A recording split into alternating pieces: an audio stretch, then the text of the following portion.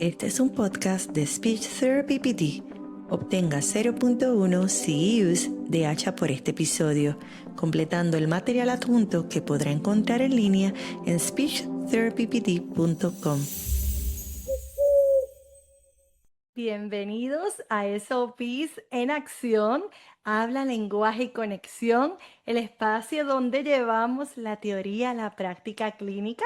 Y mi nombre es Damaris Sánchez Rivera, patóloga del habla y lenguaje y la anfitriona de este podcast. Estoy muy feliz de que nos acompañen en el episodio de hoy. Y en este episodio estaremos conversando sobre un tema bien interesante, más allá del idioma, navegando el desfase cultural entre terapeuta y estudiante. Y para esta conversación nos acompaña en el día de hoy Desiree Peña, patóloga del habla y lenguaje, bilingüe y propietaria de Panorama Speech Therapy LLC. Así que gusto que estés con nosotros, Desiree. Saluda a nuestra audiencia. Hola a todos, buenas. Soy Desi, estoy encantada de estar aquí. Gracias por invitarme, Damaris. Estoy súper feliz de tenerte conmigo hoy y antes, ¿verdad?, de comenzar con el tema, siempre me gusta comentar o mencionar las declaraciones financieras. En mi caso, soy empleada de una organización sin fines de lucro y también recibo una compensación de Speech Therapy PD por esta presentación. Y mis declaraciones no financieras, pues son las siguientes, que soy miembro de ASHA y también miembro de FLASHA. Y bueno, aquí hablando también de Desi, ella es propietaria de Panorama Speech Therapy OC y también, ¿verdad?, sus declaraciones no financieras. Ella es miembro de ASHA también. Quiero recordarle a nuestros participantes que están en vivo que al finalizar el curso tendremos un momento para, si tienen alguna pregunta, podemos contestarla y la pueden dejar ya en el chat. Y bueno, como les dije, hoy vamos a hablar de un tema que es bien fundamental para aquellos que trabajamos con estudiantes, clientes, familias multilingües. Ese desfase cultural y lingüístico que puede existir entre el terapeuta del habla y la persona a quien servimos. Y verdad, a veces entramos a una evaluación o a una sesión con muy buenas intenciones, pero sin conocer muchas veces completamente el idioma, la cultura, las experiencias, ¿verdad?, de esa familia, el contexto escolar de ese estudiante. Y ese desfase, pues muchas veces puede influenciar en cómo nosotros interpretamos la comunicación, cómo tomamos esas decisiones clínicas y cómo conectamos, ¿verdad?, con las familias. Así que hoy creo que no tenemos a nadie mejor en este tema para hablar con Desiree Peña. Así que cuéntanos un poquito. Primero, yo siempre a mis invitados me gusta decirle, cuéntanos cómo fue que a ti te interesó ser patóloga del habla. ¿Cuál es tu historia? Ya, Cuéntanos. bueno, voy a ser breve en contar mi historia porque esta es mi segunda carrera. Entonces, Ok. yo empecé como maestra. Yo, después de graduarme de la universidad, no sabía lo que yo quería hacer. Entonces, después de mi bachelor's degree, me mudé a España, de hecho, y enseñé inglés allá. Y de vuelta tampoco sabía muy bien. Me matriculé en un máster de español, de hecho, de literatura en español en la Universidad de Virginia. Entonces, a partir de ahí, también me quedé un poco como desorientada, no sabía lo que quería hacer, y me metí a la profesión de educación. Yo era profesora de español en una high school y también enseñaba a estudiantes que acá en Estados Unidos los llamamos English Language Learners Ujú. o Multilingual Learners, como han mencionado ya Damaris, los estudiantes multilingües. Yo era su profesora de inglés, entonces tenía este rol en las escuelas mientras estaba ahí. Estuve ahí 3 años y todavía sentía que algo me faltaba. Entonces ahí fue donde empecé a investigar y vi que me gustaría la idea de trabajar individualmente con estudiantes. Y ahí fue cuando hice los cursos que me faltaban para poder postularme para el máster de patología del habla.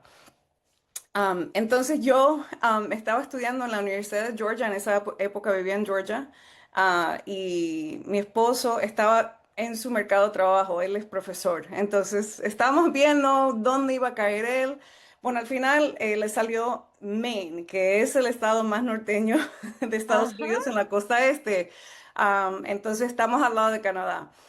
Y yo Wow. pensé, cuando primero aplicó, pensé, ay, no sé si voy a ser una terapeuta bilingüe, ¿no? Yo sé que aquí hay mucha gente monolingüe.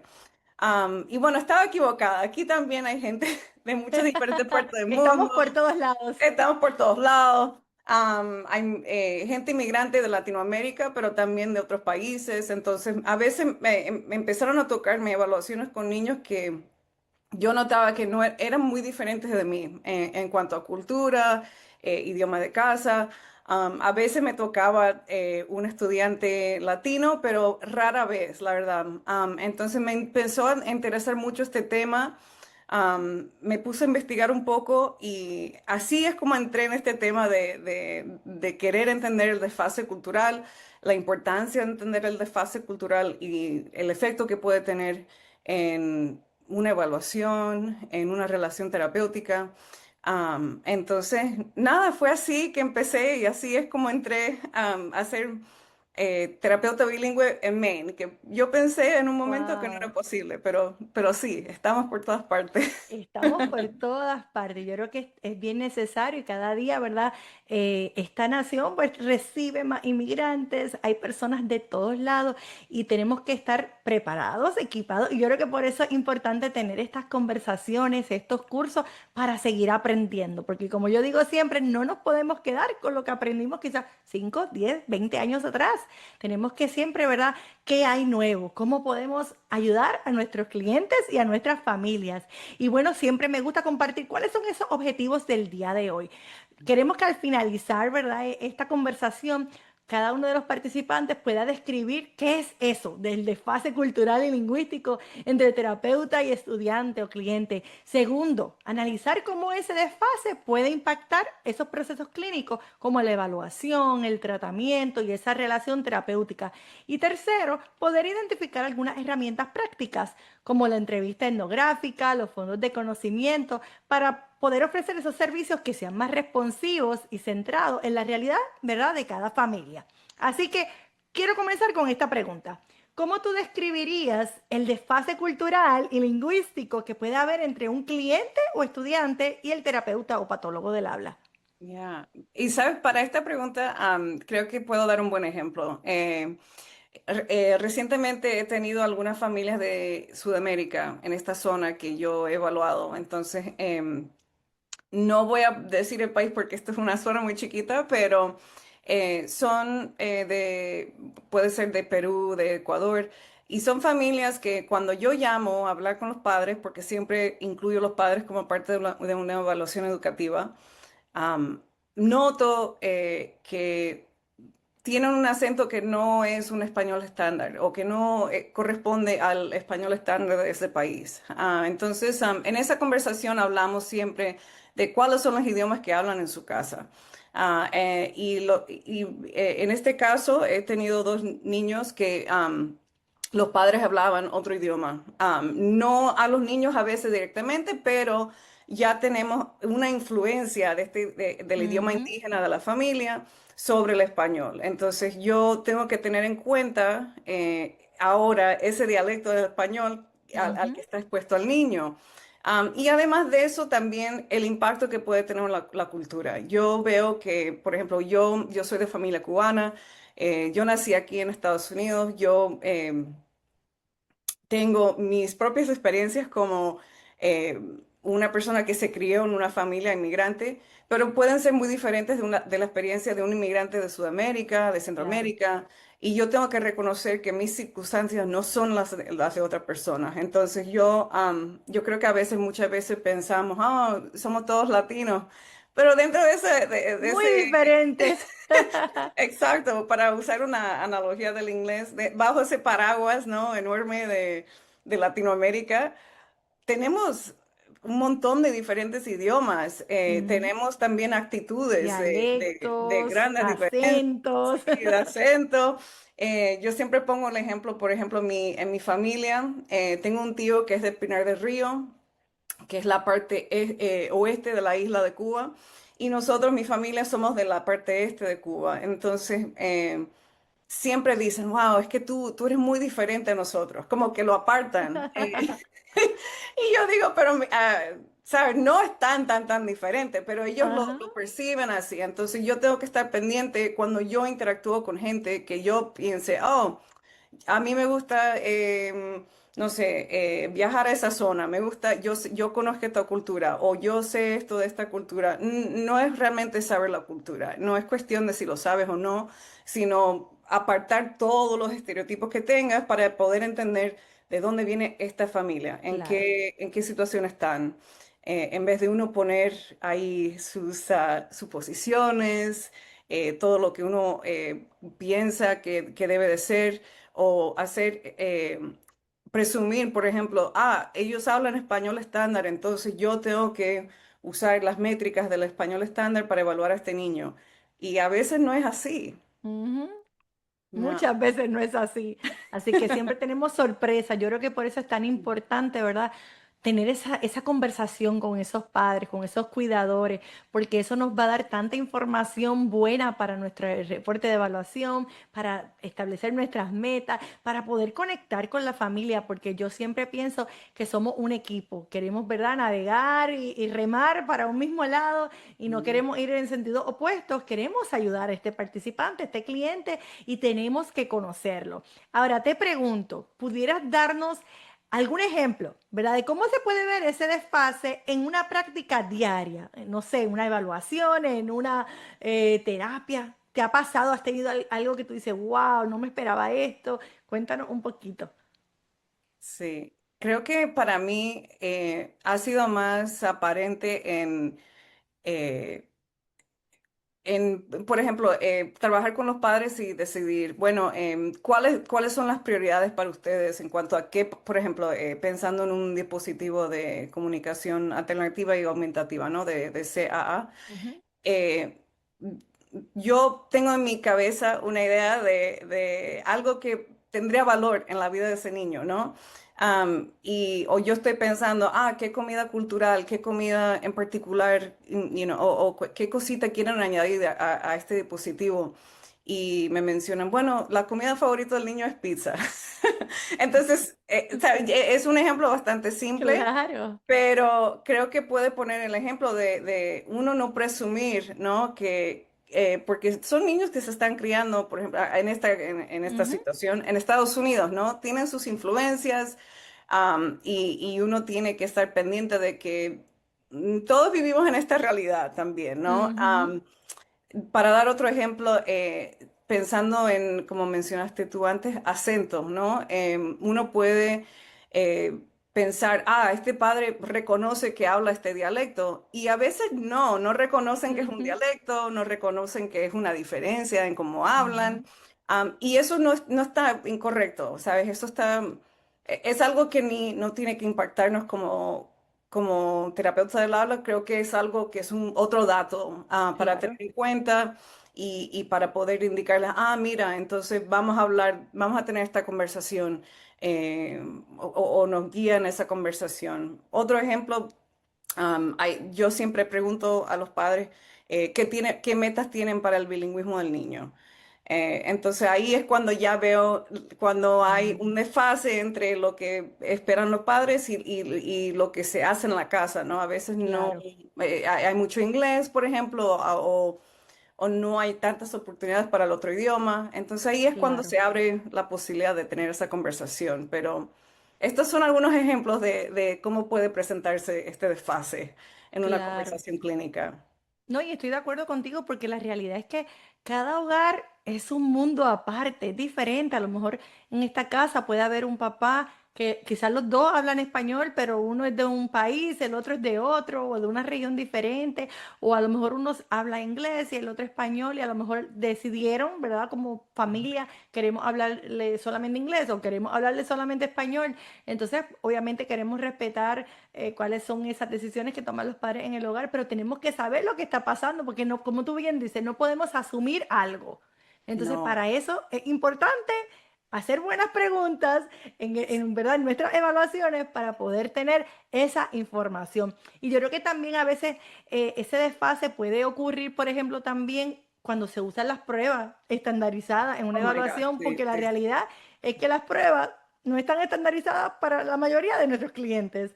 Entonces, no están apropiadas para el perfil lingüístico de ese estudiante. Y ahí yo creo que es tan importante tener otras tareas evaluativas de criterio, observaciones, yo siempre digo cuestionarios, checklists, todo lo que te pueda ayudar a recopilar información que tú puedas realmente conocer, ok, este estudiante se comunica en el hogar de cierta manera, o este es el idioma, o este el acento, todo eso ayuda. Ahora, te pregunto, ¿por qué importa saber navegar este desfase y cómo puede impactar procesos clínicos como, ¿verdad? Como la evaluación o el tratamiento. Ya, entonces, de hecho, ahora voy a seguir con mi caso clínico Sí, del sí. estudiante que te mencioné antes. Me acabas de acordar, por ejemplo, yo tengo acceso al asesoramiento BESA, entonces, the Bilingual English Spanish Ujú. Assessment. Y bueno, yo pensé, ok, voy a usar este asesoramiento con el niño y luego veo, entiendo mejor lo que es las influencias sobre el español de su casa y yo digo, ahora tengo un problema porque estoy notando, por ejemplo, que esta familia, los que son los padres, el español que escucha el niño, por ejemplo, hay mucha omisión de artículos Mm, definidos. Entonces, por ejemplo, el, la, los, las a veces no se incluyen en ese dialecto. Entonces, cuando llego a esa sección de claro. Besar, que es en particular viendo si van a marcar bien Ujú. los géneros usando estos artículos, veo que ya no es aplicable a este estudiante. Claro, Entonces, es un buen ejemplo de cómo navegarlo, porque, en fin, tuve que simplemente no hacer esa parte, porque claro, no iba a ser un resultado válido. claro. Entonces, para mí, por ejemplo, con este estudiante, después de hacer una entrevista con los padres, entender bien su desarrollo en el inglés, su desarrollo en el español, al final lo que decidí fue usar la sección del BESAT en inglés Ok, en vez del español. Y de ahí hacer, como mencionaste tú, un asesoramiento dinámico, mirando claro, estructuras paralelas en los dos idiomas que él ya está usando, ¿no? En vez de decir, claro, los artículos definidos, no puedo usarlos, ¿no? Porque no es claro. algo que se usa en su casa, pero el verbo estar o el gerundio, Ujú, pensando está bailando, es algo que ujú. existe en inglés y también Y existe es en su también en dialecto. español. Ujú. Exacto. Entonces ahí es como navegue eso, como uno puede ponerse a analizar cuál es la forma de mejor representar Claro. las destrezas de este niño, en vez de pensar, tengo que usar esta batería. No, Claro. mejor no No, y pensar. por eso es importante también conocer todas las opciones que tenemos, que no son muchas, ¿verdad? En español, pero No. conocer las que tenemos para poder decir, ok, porque aunque quizás solamente puedas usar alguna parte, alguna sección, pero lo complementas con, ¿verdad? Una evaluación dinámica y con todas esas tareas de criterio que podemos añadir. Qué importante eso. Ujú. Y también veo que pensando, por ejemplo, en cómo uno llega a hacer este análisis del dialecto, yo busco información lingüística, ¿no? Yo estoy buscando en internet recursos que hablan de cómo interactúa este dialecto o cómo interactúa este idioma con el español, Con el cómo español. son Ujú. diferentes, cómo son parecidos. Entonces, esa información que estoy buscando no de patólogos del habla, sino de lingüistas De para mejor lingüistas. entender. Ujú. Claro, y es importante, lo bueno que hoy en día, ¿verdad? Tenemos tantos recursos en el internet que de verdad que no hay excusa, tenemos que orientarnos, buscar y nosotros, ¿verdad? Yo creo que nuestra profesión es tan amplia y cubre tantas áreas que no lo sabemos todo, pero tenemos muchos recursos a nuestra mano que podemos utilizar para que sean de ayuda, para poder beneficiar y ayudar a estos clientes. Ahora te pregunto. Porque, ¿verdad? No se trata solamente en el caso de que muchas veces hay personas que quieren traducir materiales, usar palabras en otro idioma, pero aquí se basa de poder entender cómo ese idioma, cómo la cultura, cómo la familia y cómo la escuela interactúan, ¿verdad? En la comunicación de ese estudiante. Ahora yo quiero que hablemos un poquito de herramientas, herramientas clínicas responsivas y entre ellas está esa entrevista etnográfica.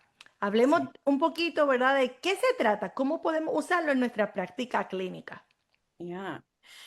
Bueno, estas estrategias etnográficas, de hecho, vienen de otro campo, vienen de la antropología. Antropología. Entonces, es un método de entrevista que se desarrolló en ese campo para que los antropólogos pudieran entrar y entrevistar a gente de ciertas culturas para poder entender sus tradiciones, sus creencias, etcétera, etcétera. Entonces, es algo que hemos prestado de ese campo para poder usarlo como método clínico, para no insertarnos nosotros en ese proceso, porque, y es algo que no creo que nos fijamos mucho, pero en nuestra profesión a veces tenemos una tendencia de tener estas normas muy calcificadas, ¿no? Tenemos que Ujú. centrar las normas y este niño, ¿cómo se compara con todos estos demás Con niños? todos estos otros. Sí, entonces creo que a veces nos meten problemas cuando vamos a entrevistar a los padres y los niños pertenecen a otra cultura o Ujú. tienen varias culturas, ¿no? Claro. Entonces hay un artículo que salió, creo que fue en los años 90, no, perdón, 2003, de Carol Westby y su colega, creo que es Meta, y es un artículo en que está disponible en ASHA y lo que da es como guías, te dan diferentes tipos de preguntas y consideraciones para uno poder hacer el trabajo de esta entrevista etnográfica para no insertarse uno mismo en el proceso de la Claro. evaluación. Entonces, por ejemplo, recomiendan en este artículo que uno use preguntas abiertas, ¿no? En vez de decir, ¿por qué haces eso? O ¿cuándo haces esto? Juan. ¿Cuándo desayunan? ¿A qué hora desayunan? Eso ya es insertarse uno en lo que es la entrevista, ¿no? Claro. Mejor esa base de preguntas abiertas. ¿Cómo será un día típico para ustedes? Ujú. Pueden describirme cómo es esta rutina. Ya cuando los padres han dicho, esta es una rutina diaria que tenemos. Claro. Otras recomendaciones también que mencionan es, por ejemplo, usar las palabras que usan los padres como palabra por Mm. palabra en vez de uno eh, cambiar lo que han dicho, ¿no? Entonces, para poder respetar lo Claro. que ellos han dicho y enseñar que estamos escuchando bien. Claro. Am, y entre otras cosas, hay otras consideraciones, pero una que realmente en preparación para este episodio pensé que me gustaría compartir es cómo evitar múltiples preguntas a la vez, ¿no? A veces tenemos una Ok. pregunta dentro de una pregunta, dentro de otra. La idea sería preguntas simples en que los padres puedan desarrollarse en sus respuestas. Qué bien, me gusta eso porque es la realidad. Muchas veces queremos saber tanto que entonces a lo mejor le hicimos tres preguntas en una pregunta y al final el papá se perdió y a lo mejor te contestó la del medio o la última y nos quedamos sin la información. Y yo mientras estaba preparándome para el episodio también busqué un poquito de información y encontré algunas preguntas que me gustaron, que decía Mm. algunas preguntas típicas que pudiéramos utilizar, ¿verdad? Dentro de esa entrevista etnográfica y como la que tú dijiste, ahí está. Cuéntame sobre un día típico de tu familia. ¿Qué actividades disfruta ese estudiante? ¿Qué fortaleza usted ve en su estudiante o en su niño, verdad? ¿Qué metas serían más útiles para la familia? ¿Qué prácticas o valores o expectativas, verdad, tiene esa familia y para considerarlas durante nuestra evaluación o intervención? Entonces, pero todo así, preguntas abiertas donde ese papá o esa mamá o ese cuidador pueda darte una respuesta donde tenga esa información que necesita. Me gustó mucho. También hay otra herramienta que me comentaste que se llama fondos de conocimiento, ¿verdad? Que es el enfoque conocido en inglés como Funds of Knowledge. ¿Y cuéntame, cómo se puede usar este enfoque para apoyar a estudiantes en particular? Sí, yo la verdad quiero mencionar también mi primera interacción con este recurso de Funds of Knowledge fue como maestra de estudiantes multilingües. Entonces es algo que yo siempre he tenido en cuenta y luego vi en el 2020 salió un artículo, bien cortico de hecho, de Jenkins and Rojas y estaban hablando de usar los fondos de conocimiento como herramienta clínica y Qué bien. en ese artículo dicen ellos que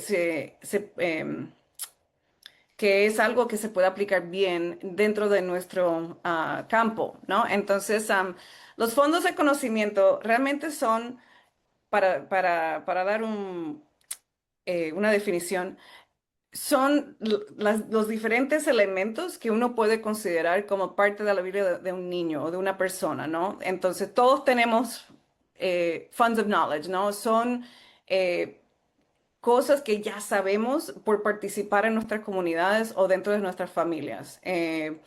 Entonces, por ejemplo, yo doy el ejemplo, siempre doy el ejemplo con mi familia, porque, claro, es donde yo aprendí, ¿sabes? Donde uno aprende primero. Ujú. Si me quieres hablar de panadería, ¿no? En inglés, claro, yo puedo hablar de croissants y Danish o lo que sea. Y ahí ya tengo un vocabulario. Pero luego si me dices, ok, vamos a una panadería cubana, luego ahí sí, Ajá. yo no te puedo soltar el quesito, el pastelito de Sí, carne, el pastelito. Y yo puedo empezar a describirte ahí muy completamente, ¿no? Esos son mis fondos de conocimiento en este contexto de lo que es la cultura mía, ¿no? Entonces yo, por ejemplo, a mí nadie nunca me ha preguntado sobre la panadería cubana, aunque tengo muchas opiniones. Pero es algo que, por ejemplo, fue un fondo de conocimiento que nunca se utilizó cuando yo era estudiante en la escuela, ¿no? Es algo que no formaba parte de la escuela y se ignoraba, ¿no? claro. Y no en particular eso, sino otros elementos, todos los fondos de conocimiento que uno tiene en cuanto a su vida, ¿no? Si me hubieran preguntado, por ejemplo, de rutinas de la casa, ¿no? Eso es un elemento de los fondos de conocimiento o responsabilidades caseras. Yo pude haber hablado de mi abuelo. Por ejemplo, mi abuelo siempre andaba arreglando algo, siempre llevaba un martillo, siempre llevaba un destornillador. Yo podía hablar de eso y del conocimiento que yo tenía en cuanto a ese contexto, ¿no? Claro. Si me preguntaba sobre libros, ya era diferente, ¿no? Ahí cambia. Por ejemplo, yo sé que muchas niñas cuando yo era chiquita leían The Babysitters Club. Yo nunca leí Ajá. ese libro. Claro, yo tampoco. Ya, entonces yo veo como que ahí está el desfase de nuevo, ¿no? Porque yo Claro, tengo ciertos fondos de conocimiento que nunca fueron trasladados a la escuela. claro. Entonces, este concepto de fondos de conocimiento se ha estudiado en Head Start, ¿sabes? En los programas de educación Ujú. temprana. Se ha estudiado en las escuelas públicas, mayormente entre los educadores de estudiantes multilingües. Y creo que está incluido un recurso para este podcast que va y explora las aplicaciones para estudiantes como de otros grados, ¿no? De mayores también. Claro. La idea es que uno puede utilizar, eh, pensar, considerar los fondos de conocimiento cuando uno está trabajando con un estudiante, sea en un aula o sea Claro. en un espacio terapéutico Ujú. también, para poder no solo como decidir qué vamos a trabajar, sino también para como un principio, ¿no? Para poder darle a ese niño o niña esa oportunidad de poder mostrar lo que saben. Lo que sabe. Y estoy de acuerdo contigo porque, claro, ¿verdad? Antes, cuando hablábamos de poder hacer un diagnóstico, crear metas, todo mucho, el enfoque siempre era en, ¿verdad? En las debilidades, en lo que le falta a ese niño. Pero la realidad es que tenemos que también, para mí es más importante yo saber cuáles son esas fortalezas de mi cliente. Y ahí está, esos fondos de conocimiento. Yo poder entender y saber, ok, a este niño está dispuesto a esta experiencia, conoce de este vocabulario, quizá, no sé, viene del campo y sabe de agricultura, o a lo mejor Exacto. vive en la ciudad y nunca ha ido a una granja. Entonces, y pasa que no todos nuestros niños vienen con un mismo background, con, ¿verdad? Con conocimiento de todas estas cosas que a lo mejor si otros niños están expuestos, entonces no podemos penalizarlo por eso. Pero si nosotros logramos conocer cuáles son esas fortalezas que tiene este niño, qué conoce este niño, pues yo creo que nuestras intervenciones pues, van a ser más productivas y le vamos a dar la oportunidad de que ese niño florezca, ¿verdad? Que muestre lo que sabe y Yeah. nos puede ayudar como ese punto, yo pienso, como de partida para entonces poder establecer esas metas, ese lenguaje, ese vocabulario, ver que entonces, ok, tenemos que trabajar más esta área, esto él lo conoce bien. Así que Me encanta mucho esto porque nos cambia, ¿verdad? Como que esa mirada clínica, en vez de partir de ese déficit cultural, pues sino, ¿cuáles son esas fortalezas que ese estudiante pues ya trae consigo, ¿verdad? ¿Qué te parece? Exacto. Yo creo que Ya. por ahí No, vamos. eso estuvo muy bien. Y también yo siempre doy el ejemplo, no sé, los estudiantes que le interesa el fútbol, a lo mejor tiene términos de la ciencia, pero a lo mejor a partir de esa perspectiva de hablar del fútbol, uno puede entrar en discusiones de la física, ¿no? Ujú, O un niño que tiene mucha experiencia, trabajar en los carros con su papá, ¿no? Ese niño tiene ahí ya un contexto bastante fuerte. La cuestión sería cómo apoyar el vocabulario, cómo apoyar la sintaxis, ¿sabes? A partir de eso, ahí sí podemos empezar como decimos en inglés, scaffold, ¿no? Para claro, poder sí, ir apoyarlos para que sigan expandiendo y creciendo. creando, ¿verdad? Sí, sí, Sí. definitivo. Y me gustó eso que dijiste, ese ejemplo del fútbol, porque a mí me pasó en mi caso, bueno, yo soy de Puerto Rico, mi esposo argentino, nos mudamos a Miami cuando mi niño tenía 3 añitos, que estaba empezando a hablar español y de repente le cambia todo al inglés. Y hubo un tiempo que él no quería ni siquiera hablar español y nosotros todo el tiempo en la casa hablando español. Pero mira lo que vino a hacer que él quisiera hablar español, el fútbol. Él ama el fútbol y él le gusta ver los partidos de fútbol en español para escucharlos. Y ese ha sido el motivador, el fondo de conocimiento que él ahora ama el fútbol y ahora se pasa hablando en español todo el tiempo. Así que yo estoy agradecida del fútbol porque ha hecho que mi hijo ame el español. Pero y vamos viendo, y así hay que buscar también qué le interesa a mi estudiante. Porque yo creo que si sabemos cuáles son esos intereses y en qué fortaleza y qué vocabulario tiene, pues yo creo que por ahí, ¿verdad? Ese scaffolding podemos seguir expandiendo y creando que cada vez, ¿verdad? Eso que él conoce sea más rico, que ese vocabulario crezca, que sepa cómo utilizarlo de una manera funcional. Así que creo que esto de los fondos de conocimiento realmente, a lo mejor quizás no lo conocíamos como el término fondos de Ujú, conocimiento, pero yo creo que como terapista es algo que usamos a veces sin darnos ujú. cuenta. Sí, sí, y hay muchas categorías también, eso es lo bueno también de usar una herramienta clínica así. Yo lo que recomiendo es cuando uno está trabajando con un niño y tiene esta consideración por el desfase cultural, uno hasta puede imprimir un guía, ¿no? Hay muchos guías que se pueden encontrar online. En el artículo de Jenkins y Rojas hay una tabla que es un ejemplo. Uno puede empezar a aprender más información sobre ese niño, ir añadiendo, tomar nota y así también expandir, ¿no? Pero como dices tú, es súper importante tener esa relación clínica en que uno reconoce que hay que ver dónde está el estudiante y lo que le interesa. Exacto. Y pobrecitos para tu niño, que ya se acabó el mundial. Sí, no, no sabes cómo lo sufrió. Lo gozó, pero lo sufrió. Pero es lindo, ¿verdad? Yo creo que todos nuestros niños tienen su experiencia y nosotros tenemos que saber qué le gusta a nuestros pacientitos, a nuestros clientes, para hacer también nuestras intervenciones terapéuticas también hasta, ¿verdad? Más divertidas, Aplicable. que les llame la atención, porque tenemos que conocer lo que a ellos les gusta y definitivamente pues los fondos de conocimiento nos dan como esa ayuda extra para conocer mejor a nuestros participantes. Ahora, te pregunto, para ese terapeuta o ese patólogo que nos está escuchando y piensa, yo quiero hacerlo mejor, pero no hablo el idioma del estudiante o no conozco su cultura, ¿por dónde tú crees que pueden empezar? Sí, entonces sí, esta es la pregunta que la gente me hace, especialmente aquí en Maine, porque ya te Ujú. puedo imaginar, yo soy una de muy pocas terapeutas Pocas. bilingües acá. Quería mencionar, si me permites, quería leer Sí, un fragmento del artículo, sí, porque creo que pinta bien, describe bien lo que debemos de considerar y por qué considerar los fondos de conocimiento. Entonces lo leo en inglés y lo traduzco un sí. poquito en español. But the Friends of Knowledge cultivate a mindset that views authentic life experiences of clients and families as valuable assets to be tapped into for clinical practice. Que bueno, es un resumen de lo que acabamos de decir del valor de entender las experiencias auténticas de la vida de los clientes, ¿no? Y que veamos esas experiencias como algo de mucho valor en Claro. cuanto a la práctica clínica. Entonces, yo creo que para mí, cuando estoy hablando con un terapeuta monolingüe que no sabe, o alguien, o incluso para mí, ¿no? Yo puedo ser monolingüe cuando toca hablar árabe, por ejemplo. Yo no hablo árabe. Exacto. Siempre doy el ejemplo.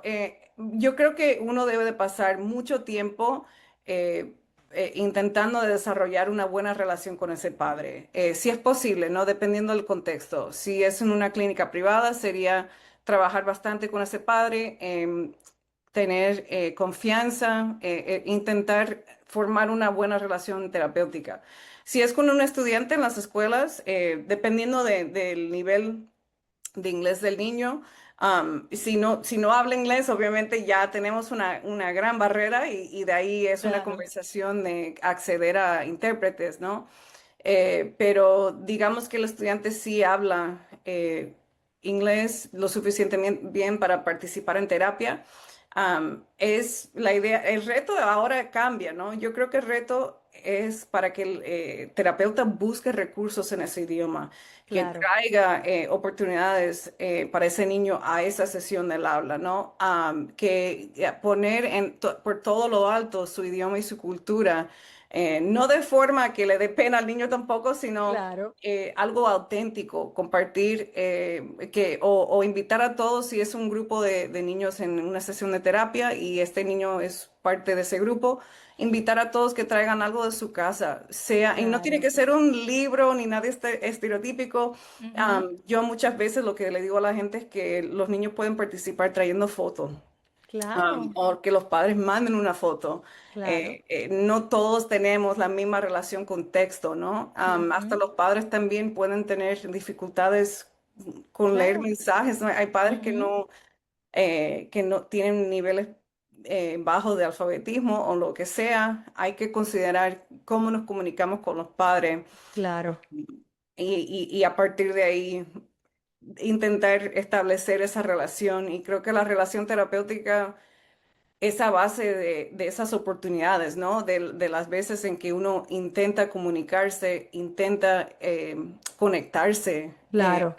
Entonces yo creo que para una persona monolingüe ese es el reto, pero también, como mencioné, dependiendo de la persona, por ejemplo, puedo trabajar con alguien del Ecuador, pero yo no entiendo su vida, ¿no? Yo no entiendo su Claro. cultura es mejor participar a base de curiosidad en vez de Ujú. suponer muchas cosas de su cultura. Entonces, yo lo recomiendo para todo el mundo. Creo que es un buen ejercicio para todo el mundo. Súper, me encanta. Y para los que están, ¿verdad?, en vivo, cuando terminen este curso y hagan, ¿verdad?, su material complementario para obtener sus HCIOs, también van a poder tener acceso a las notas del episodio donde están estos recursos. Así que yo siempre les recomiendo, busque esas notas, busque esos recursos, esas referencias para que puedan seguir aprendiendo más del tema, porque aquí nosotros empezamos esa curiosidad.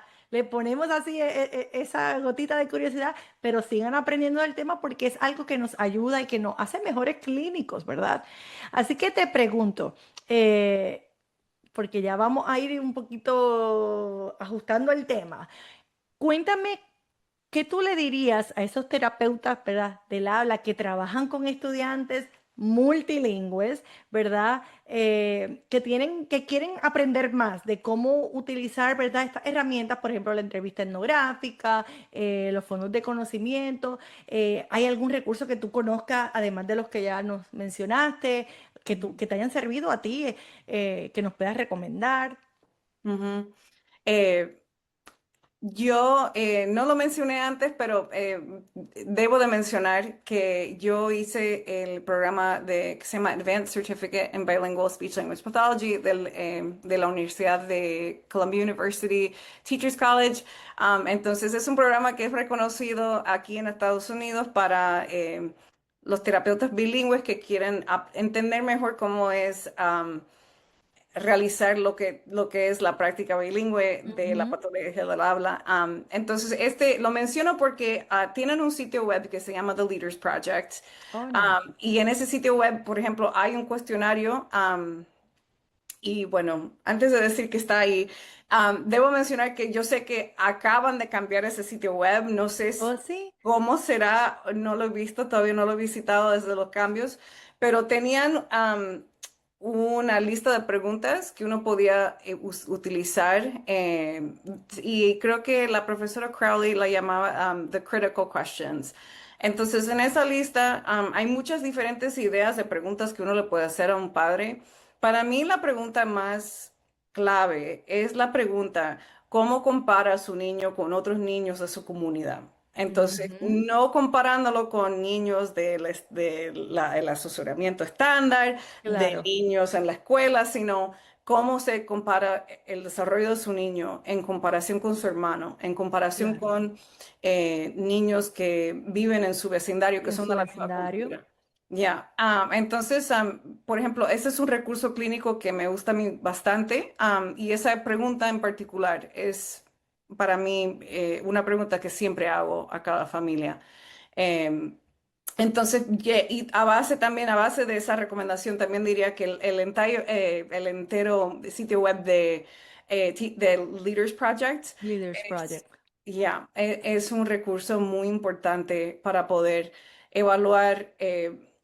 El estudiante, tienen recursos para la evaluación, tienen recursos para terapia, y también tienen muchos videos en que modelan cómo hacer el asesoramiento dinámico también. Qué bien, sí. Que eso es Ya. muy importante porque realmente necesitamos utilizar esa evaluación dinámica en nuestras evaluaciones. Hay un recurso también que yo utilizo mucho y es la página de bilinguistics.com, Oh, que ahí sí, también tienen los cuestionarios para enviarle a la familia, pero en más de 20 idiomas. O sea, usted le toca a un estudiante, no sé, de Japón, chino, sí, árabe, sí. tienen muchísimos cuestionarios que usted puede enviar ese cuestionario a esa familia en su idioma y que creo que eso nos puede ayudar para que ese papá, esa mamá se sienta cómodo al llenar ese cuestionario y nosotros poder obtener, ¿verdad? Mucha información. Así que siempre recomiendo ese website porque tiene muchísima información muy buena para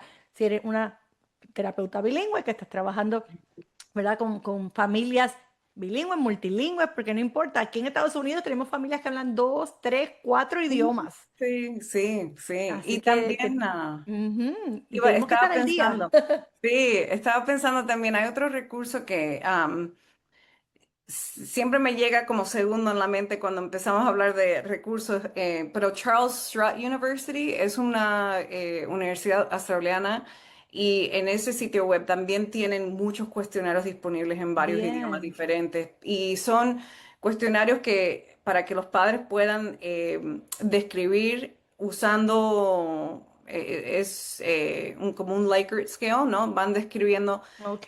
qué bien los de su comunidad entienden al niño. Entienden al niño. Entonces, más bien como la articulación y la fonología para poder entender cuánto se entiende el niño cuando habla. Pero es un buen recurso también, y me encanta que está en todos los diferentes idiomas, y disponible gratis. Así que esos son los Qué dos que se me bien. ocurren. Qué bien, me encanta. Y yo creo que también algunas otras recomendaciones que podemos dar, ¿verdad? Es que primero tenemos que reconocer que, ¿verdad? Que no lo sabemos todo. Tenemos que evitar asumir, que eso ya lo mencionamos varias veces, y siempre buscar información, pero de una manera respetuosa, respetando, ¿verdad? Esa cultura, esas tradiciones, ¿verdad? Porque nuestras familias pueden ser muy diversas, pueden venir con diferentes, ¿verdad?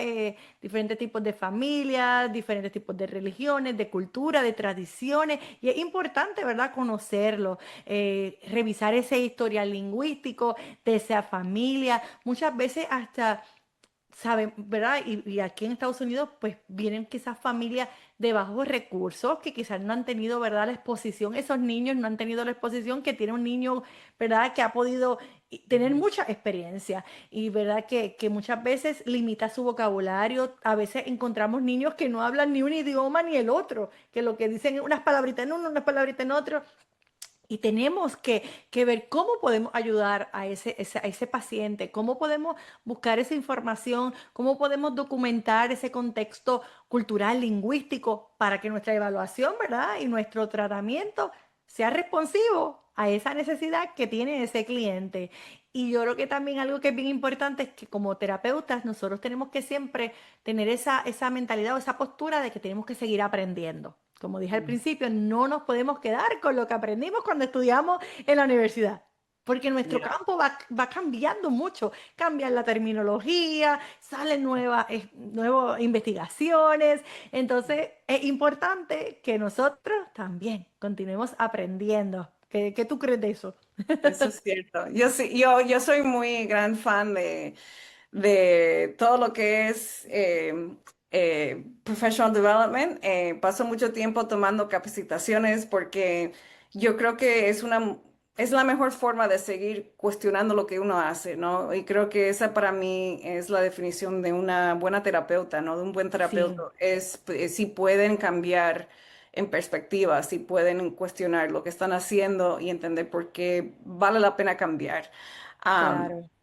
Hay un artículo, y creo que para mí este es un recurso que reciente, que no es un artículo de investigación, sino más bien como un blog post que Ujú. escribió doctora María Brea. Ella es profesora en la ciudad de Nueva York, creo que en NYU, pero no estoy segura. Es un artículo en que ella describía la importancia de los educadores especiales de conectarse con los padres. Y es esta, como mencioné antes, este proceso de crear oportunidades para poder hablar y conectarse con los padres. Es un artículo increíble y me gusta mucho porque ella usa esta palabra de parents are co-constructors Ujú. of a child's knowledge, ¿no? Entonces no es que sean apartes, ¿no? Es que son participantes y están co-construyendo, ¿no? Están trabajando con los educadores para educar a su niño. Claro. Entonces, nada, era eso, que es un artículo que se me ha quedado mucho en la cabeza en estos últimos meses, fue de este año. Qué Pero bien. creo que también es un recurso para poder cambiar de perspectiva un poquito. A veces pensamos que los padres están aquí y los Y educadores están nosotros, acá, no. pero Y creo que es yo, lo que añadiría a esta conversación. claro. No, yo siempre he dicho, para mí los padres o esos cuidadores, esas personas que están en la vida de ese niño, Los cuidadores, tienen un rol bien exacto. importante. Yo siempre, y cuando me toca, cuando estoy evaluando niños pequeños, yo veo mucha intervención temprana, yo le digo, ustedes son el mejor maestro, el mejor modelo. Entonces yo quiero que ese cuidador, que ese papá, que esa mamá sea parte del equipo, ¿verdad? Que no es como, ah, él está allá y yo estoy acá.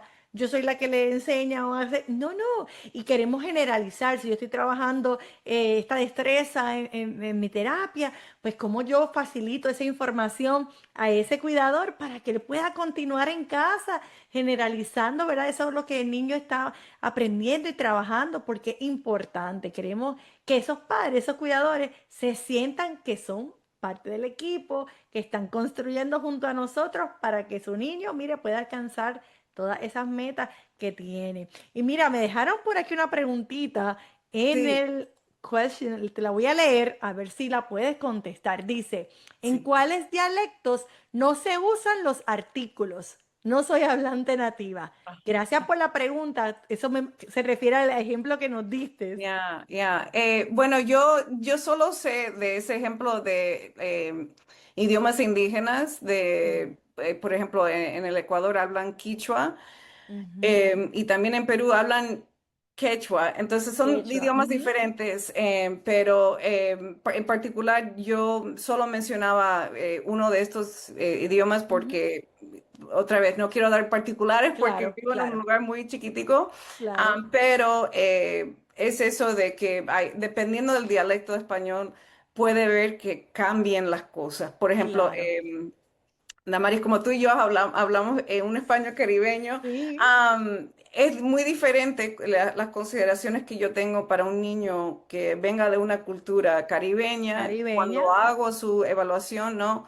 Am, yo evalué, sí, este año evalué un niño que venía de un país del Caribe, hispanohablante, entonces yo tuve que considerar que su dialecto puede representarse en esta evaluación, ¿no? Otra vez Ujú. usando el BESA, ¿no? Usando the Bilingual English Spanish Assessment, tenía que tener en mente que yo no puedo contar si, por ejemplo, Ciertos errores, errores en los omisiones. plurales, por ejemplo, ¿no? Ujú. Eso Claro. no se puede contar para ese niño. Entonces, yo tengo Ujú. que ver cuáles son las cosas que puedo considerar, cuáles son las cosas que no, que van a impactar como marco ese Ujú. asesoramiento, o si tengo que olvidarme Ujú. de esa nota estándar porque no me va a ayudar a llegar a un diagnóstico porque no estoy Claro. comparándolo con el perfil El que perfil pertenece lingüístico a de ese él. niño es como, ¿verdad? Si estamos hablando de articulación y fonología, ¿verdad? No es lo mismo como habla un niño puertorriqueño, que uno cubano, que uno dominicano. Sí, Sabemos que en exacto. nuestros países a veces aspiramos ciertos sonidos, cambiamos, ¿verdad? Uno por el otro. Entonces, tenemos que, o los plurales, hay muchísimas cosas diferentes. Entonces, no podemos penalizar a ese estudiante porque no es un desorden, es una diferencia. Entonces tenemos Correcto. que tener ese conocimiento nosotros como terapeutas para no penalizar a nuestro cliente y que, ¿verdad? Realmente podamos trabajar con lo que ese niño sí necesita, porque al final, ¿verdad? A lo mejor eso es una diferencia y no es a lo que ha estado expuesto, ¿verdad? Sí, Entonces sí, tenemos que seguir aprendiendo más y más. sí. Un ejemplo más que se me acaba de ocurrir. Y de hecho, para entrar en este tema, quiero mencionar que hay algo que en inglés he pasado mucho tiempo intentando corregir en mí. En cuando hablo cuando hago presentaciones hablando de los fondos de conocimiento, hablando de las entrevistas etnográficas, paso mucho tiempo en inglés hablando de los cuidadores del niño. Y hoy creo que me he caído en la trampa de usar padres. A todos nos pasa. Y a todos nos pasa, pero es muy curioso porque creo que ahí está también, ¿no? Esa es Sí, es que parte de lo que somos subconsciencia que me está también. impactando, ¿no? En otro idioma. Pero no, hablando de los cuidadores, pensando, por ejemplo, si hay niños que pasan la mayoría del día con sus abuelos y sus Ujú. abuelos hablan otro Otro dialecto, idioma, dialecto. otro idioma, si el niño está expuesto a dos dialectos, dependiendo de quién lo cuide, Ujú. am, pensando en nuestros cuidadores, porque son muy importantes para saber eh, con quién están pasando tiempo. Claro, ¿con quién pasan el tiempo? Porque a lo mejor mamá y papá Ya, están trabajando todo el día y ese niño está con la sí, tía, con sí, la prima, con la sí. abuela. Y aquí también en Maine tenemos unos pueblos indígenas.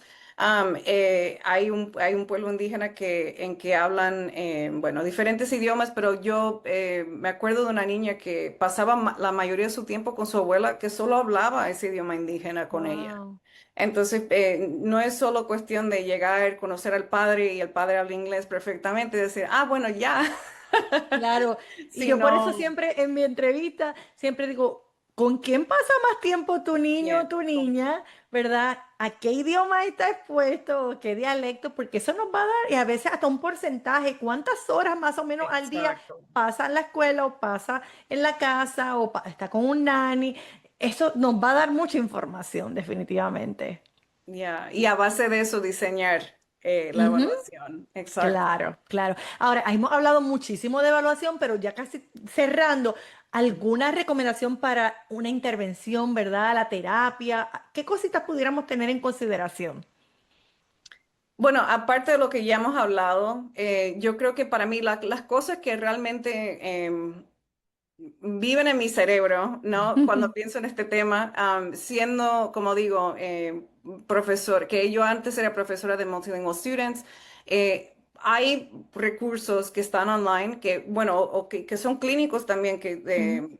yo los vi como en mi práctica como maestra y mi práctica como terapeuta del habla, pero, por ejemplo, KWL charts, sus siglas en inglés es No Wonder. Y se me olvidó la L. Am, pero es una forma de poder darle vocabulario al niño y que ellos te digan a ti, ah, yo conozco esta palabra, pero esta Ok. palabra es menos conocida.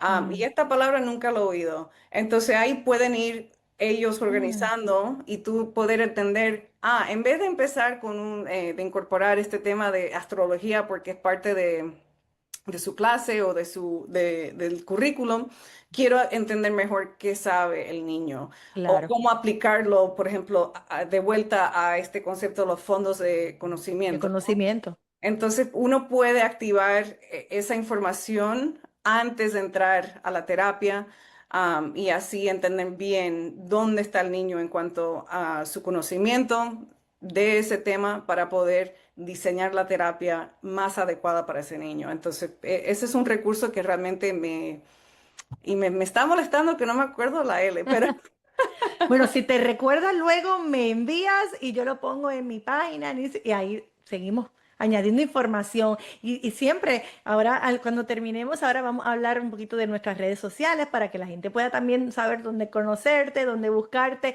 Y si quieren conocer más del tema o tienen alguna pregunta, pues que también puedan hacerte la pregunta y conectarse contigo porque tenemos que seguir aprendiendo, claro que sí. perfecto, sí, claro. Y es no wonder learn. Ok, entonces sí era learn Ok, que yo pensaba, pero bien. bien. Si la gente quiere conectarse conmigo, yo estoy en Instagram, y también en Facebook. Por mi empresa tengo at Panorama Speech o just Panorama Speech en Facebook. En Ujú. Instagram también estoy en D. Bilingual SLP, o sea, Ahora de... yo lo voy a escribir aquí en el chat para que todo Ok, el mundo lo tenga y sí. así se le haga más fácil. Lo voy a poner aquí, así toditos, ¿verdad? Pueden tener acceso. Y vamos a ver Sí, a entonces everyone. The Bilingual SLP es más bien como un tipo blog. Ahí es donde hablo un poco más de temas que me impactan a mí como persona. Y Panorama Speech, tengo planes para esa página. Está un poco dormidita, pero la pienso despertar pronto. Muy bien, aquí la voy a también añadir tu website, panoramaspitch.com. Lo puse ahí en el chat para que toditos tengan acceso y recuerden las notas del show o del episodio que están aquí cuando ustedes hagan su curso. Al final van a tener acceso a poder descargar esa información con las referencias que son muy buenas porque tenemos que seguir aprendiendo. No nos podemos quedar con lo que escuchamos, con lo que aprendimos. Vamos a seguir aprendiendo y hablando más de este tema, porque yo creo que tenemos que siempre seguir buscando más, aprendiendo más. No nos podemos quedar, ¿verdad?, con lo que aprendimos una vez. Así que ya saben que pueden conseguir a Desiree en d.bilingualslp o en Panorama Speech. Así que, Desi, de verdad que te doy muchas gracias por todo este tiempo tan bonito, todas estas recomendaciones, todos estos ejemplos, ¿verdad? Muy prácticos con nuestra audiencia, porque yo estoy segura de que esta conversación va a ofrecer esa herramienta para que nuestros colegas, ¿verdad? SOPs, SOPAs puedan seguir aprendiendo, porque yo creo que de eso se trata, de que podamos cada día, ¿verdad? No estamos solitos en este mundo tan lindo de speech therapy, sino que podemos apoyarnos, aprender los unos de los otros para que podamos cada día ser mejores profesionales. Y bueno, tengo un anuncio que darle a todos los que están aquí participantes para que lo compartan con sus colegas. Hoy es el episodio número 10 de esta primera temporada de SOPs en acción. Pero las renovamos, así que en octubre vamos a comenzar con la segunda temporada de SOPs en acción y estoy bien contenta porque queremos hacer cositas nuevas para esta nueva temporada. Queremos también empezar a invitar personas de otras carreras o profesiones que trabajan muchas veces con nosotros, como terapistas ocupacionales, terapistas físicos, psicólogos, médicos, maestros. Vamos a estar buscando diferentes recursos para que podamos seguir aprendiendo, porque no se trata solamente de lo que nosotros hacemos, trabajamos en equipo, ¿verdad? Muchas veces equipos multidisciplinarios y queremos que podamos seguir aprendiendo. Así que desde ya les digo, déjenos recomendaciones de temas que quieran que cubramos, si quieren conocer que entreviste a alguien, algún ¿verdad? Clínico, especialista. Déjenos sus recomendaciones. Ahí cuando hagan su cuestionario al final, díganos de qué quieren aprender más, a quién quieren escuchar, porque se vienen muchas sorpresas para esta segunda temporada que va a comenzar en octubre. En septiembre vamos a estar volviendo a relanzar los 2 episodios que hayan tenido, ¿verdad? Más acogida, más vistas. Así que comparta esta información con sus amigos, sus colegas, para que podamos seguir aprendiendo, porque qué lindo que podamos aprender en nuestro idioma. Aunque hablemos inglés, estemos aquí en los Estados Unidos, pero yo creo que a mí me pasa que me gusta aprender tanto en inglés, pero también en español. Me sirve para cuando tengo que hablar con mis familias bilingües, yo pueda hablar con terminología que ellos me entiendan. Entonces tenemos que seguir aprendiendo. Así que les invito a que se queden conectados con nosotros. Recuerden, al finalizar el episodio, completar el material adjunto en Speech Therapy PD para obtener 0.1 HCUs y pueden accesar esas notas, recursos, referencias. Y quiero darle las gracias a todos por habernos acompañado en este episodio. No olviden compartirlo con sus compañeros, colegas, supervisores, educadores, estudiantes, para que ¿verdad? Se puedan beneficiar de esta linda conversación. Y recuerden que también nos pueden seguir en mi Instagram, Speech Love and Play Music, y seguirnos en todas las plataformas de podcast como SOPs en acción. Así que deciré otra vez, muchas gracias por este tiempo. Espero poder invitarte nuevamente para seguir hablando de algún otro tema, que sé que tú eres muy buena en otras cosas también, así que tenemos algo pendiente por ahí. Y gracias a todos por escucharnos. Y bueno, será hasta la próxima. Gracias a todos. Muchas gracias. Lindo Gracias por día. tenerme. Gracias, Desiree. Sí.